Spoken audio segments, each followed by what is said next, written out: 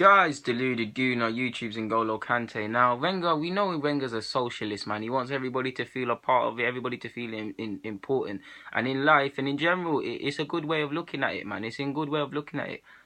But sadly, football, you need to be ruthless. Like in life, there's winners and losers. For someone to gain something in any, whether it's a trade, whether you've gained anything in life, someone along the line has to lose. Life is about fine margins. That's the harsh reality. There's winners and losers. When I lose in something in life, somebody wins. If I win, somebody loses. That's how the natural balance is maintained. But we need to start making executive decisions at this club. And this is really off the back of Mertesackers' nonsense in whatever game he played against, and we made an error. I think it was Southampton. We need to make executive decisions. Like Wenger, again, it's great that he's a socialist and things like that, and he's a forward visionary, but it's the lack of forward planning at times, the lack of executive decisions is why we're at where we're at. I mean, off topic. I mean, if you listen to everything Wenger said, you would think no player would be paid. Like he said in 2013, around this time now in 2017, players won't be paid 200 bags a week. Now, people, you're right. People are getting paid 300 bags a week. You thought FFP would stop it? No, that's another reason why we're in this position. Not making executive decisions, renewing people to new contracts and things like that. Socialism, another example. Mertesacker is past it. Yes, he's a good voice for the change rooms, and he's an excellent professional. And he's been a loyal servant. He doesn't get enough credit. He's been a better signing than he gets credit for. Has he been slow and he's not been the caliber we needed? Of course, but he's been reliable and consistent for the most part. But he's past it. Why is he always on the bench at the expense of Holding and Chambers and whoever? Felix to come back from his injury. He'd probably head out on loan, but you could class him as well. He's past it. He's not at it. He's let us down against. He's let us down. I'm so sure he played against Watford. He let us down at Watford. Forgive me if I'm wrong. He let us down at Everton with that pass. Forgive me if I'm wrong. Where it was a hospital ball for Xhaka. Who Xhaka could have done better, but the pass doesn't happen. He let us down against Southampton.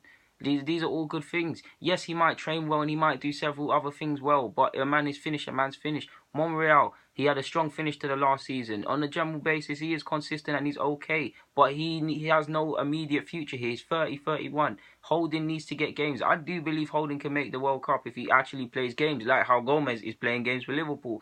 Holding has a future here, or whether he can be good enough or not, we don't know until we give him a chance. Holding seems to have a future here. Monreal is very much of the present, and he another one who lets us down. A bit less than Mertesacker, but another socialist. Most clubs would realise, okay, he's 31. We've got a young centre half. We need to make the difference and start moving 30. It's either back up or he has to go back to Spain or wherever he wants to go and play football. Ospina, over the line is like the other two, over the line. No disrespect to him, but Wenger keeps calling the man world class, and you can tell he relies on him and things like that. Obviously, Cech is the better keeper, but things like this, he's not good enough. Like they've got no real futures, and I'm not trying to dig out anyone like this, but yeah, Alexis. Even if we look at Alexis, for the last 18 months, I've constantly told you guys we need to just sell a man if he's not going to sign a new deal. Yes, it's hard when it's someone that's got the talent and you weigh up the pros and cons, but for the last 18 months, he's been nothing of annoyance. How much times have we seen, as great as he is and the goals he got and the stats he gets and the output, how many times have we seen bust-ups in training and is playing towards the match? How many times this year are we seeing it? You should have sold a man in July. Get your decision, sell a man in July, take the 60 million, go and actually pay 60 million for Lamar rather than bid 60 million, say it's too much, and then bid 90 on the last day. Executive decision. Stop being on this nonsense stuff. Make a decision. Alexis is great and he's better than the majority, but him staying has now gone against the majority. There's clearly unrest. It's Alexis versus the rest. You need to pick the collective rather than the one, as good as they are, or get rid of the collective. Are you going to be executive in your decisions to get rid of Koscielny, Theo, Wilshere, players that I'm listing players that have had known bus stops with Alexis? No, you're not. No, you're not. Like this is the nonsense. Shout out to the change room beef, boy, because we're having it against Southampton. Like Alexis and Wilshere got into beef as well at Southampton. We're having this at last year in the 10-2 against Munich. We need to make executive decisions. Executive decisions was Giroud is good enough to be plan B, but how much times was he in an inflated position of no fault of his own, of Wenger believing he's good enough to lead the line when he can't get 20 goals in the league? And when was it? The year we're chasing the league from Leicester or something, and he went on a goalless run for a couple of games, like 10 games or something like that. I could be wrong. It could have been more. It could have been less. But you get the point.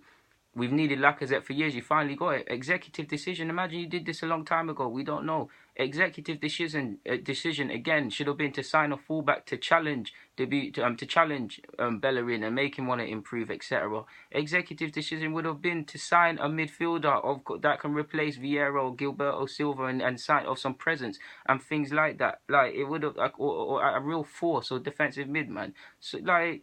It's just too much socialism to ensure the likes of Ramsey always gets games. I like Ramsey. Ramsey's been in good form, but you guys know Wenger will always make sure Aaron Ramsey plays. Socialism. Yes, he's a good player, but again, you need to find the right balance. Like to be fair, it was an executive decision to bring in new backroom staff, but it also shows the socialism. Yes, Wenger lost the power battle with Steve Rowley getting demoted several roles into a consultancy basis, which basically means on paper you're employed, but you're basically not here anymore. But it's still socialism to give him that. How much staff have you seen Wenger keep a hold of?